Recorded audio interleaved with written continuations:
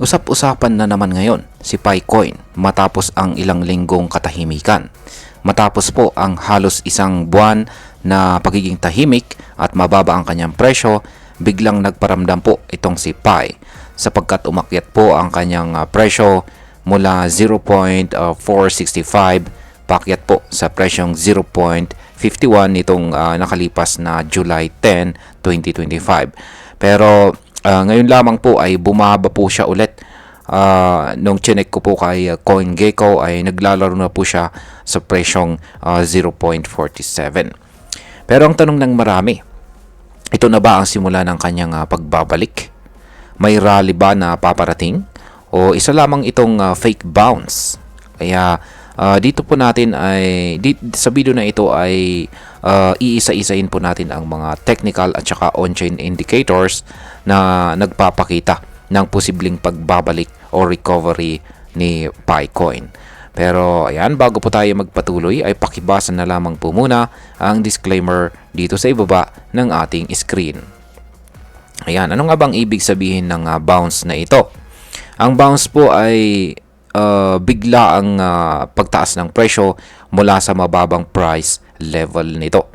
Nito pong July 10 ay nakita natin ang presyo ni Picoin na umakyat po mula sa presyong 0.465 hanggang 0.51.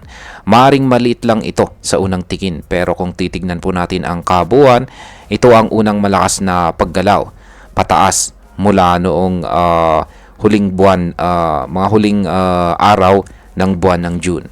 At ang mas mahalaga ay hindi lang basta pagtaas ito.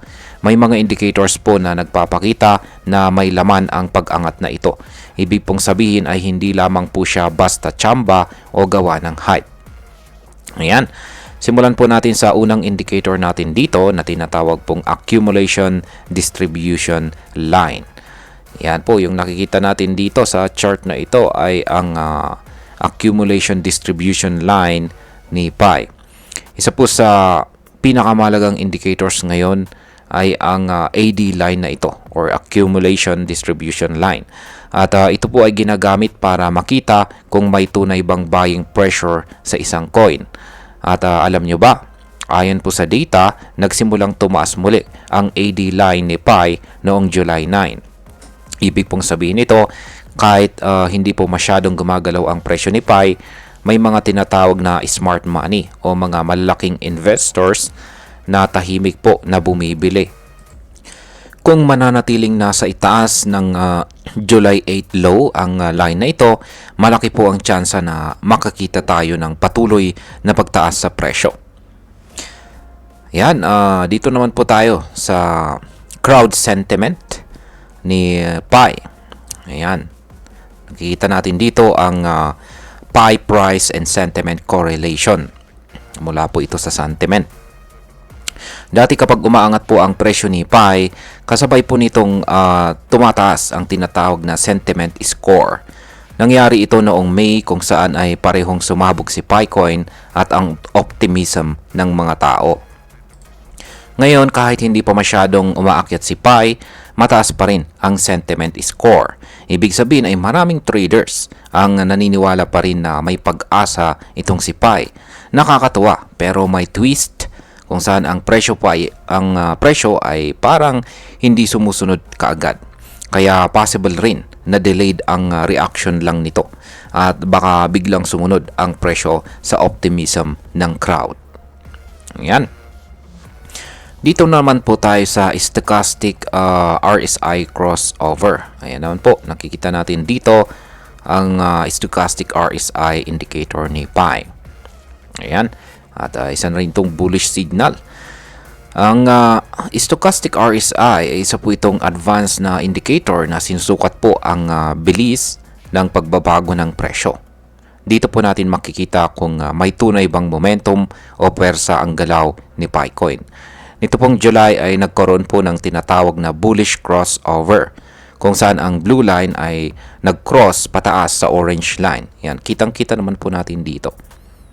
Ayan, mga July 9. Ito po ay isang malakas na signal na nagsasabing nagsisimula ng magkaroon ng upward momentum itong si Pi. At kung titingnan pa natin, ang blue line ay nasa 72 habang ang orange line ay nasa 40. Malaki po ang kanilang agwat at base po sa history, kapag ganito po ang pattern kadalasan ay may susunod pang pag-akyat. Ngayon ay saan po papunta ang presyo ni PiCoin ngayon? Ngayon si Pi ay sinusubukan po niyang basagin ang resistance level sa presyong 0.5026. Pero gaya nga ng aking sinabi kanina ay yung latest update po na presyo ni Pi ay nasa 0.47, kaya mukhang nahihirapan po siyang basagin yung resistance natin dito sa presyong 0.5026. Yan, mukhang mauuntog lamang siya. Ang level na ito ay parte po ng Fibonacci retracement zone.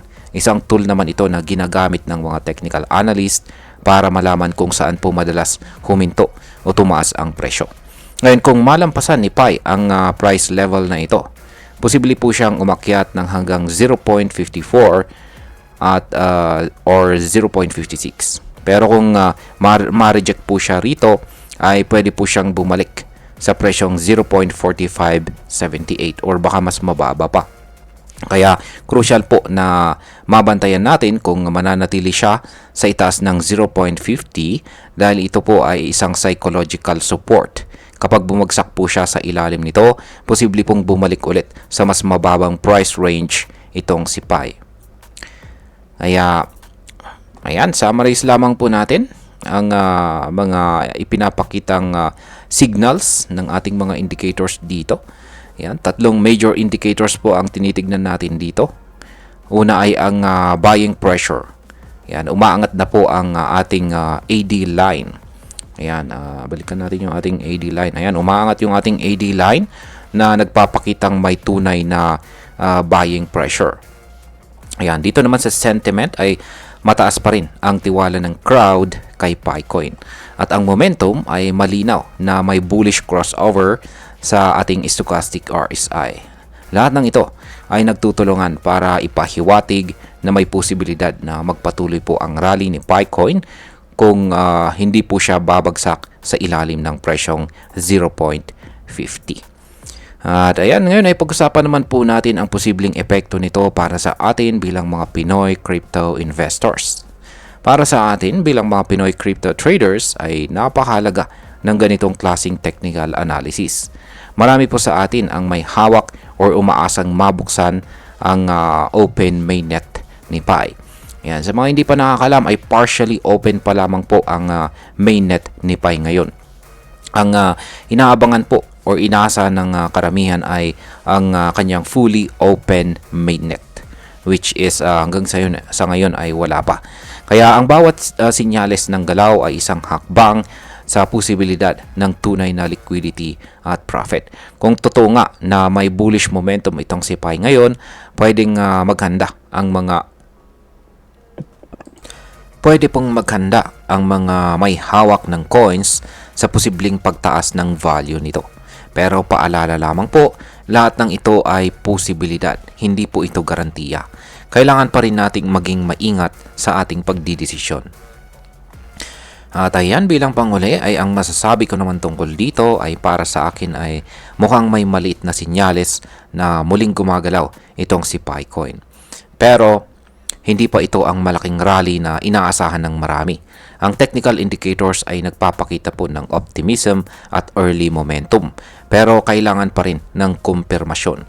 Ang mahalaga po dito ay ang pagbabalik ng interes. Habang may bumibili, habang may tiwala ang community, at habang may indicators na nagpapakita ng paggalaw, may pag-asa po itong si Pi. Pero gaya po ng lagi kong sinasabi, do your own research pa rin. Huwag pong magpadala sa hype at maging matalino po tayo sa paghawak ng ating investment. At ayun, hanggang dito na lamang po tayo sa video na ito mga ka-crypto. Marami pong salamat sa panonood. Ingat po tayo lagi at God bless po sa ating lahat.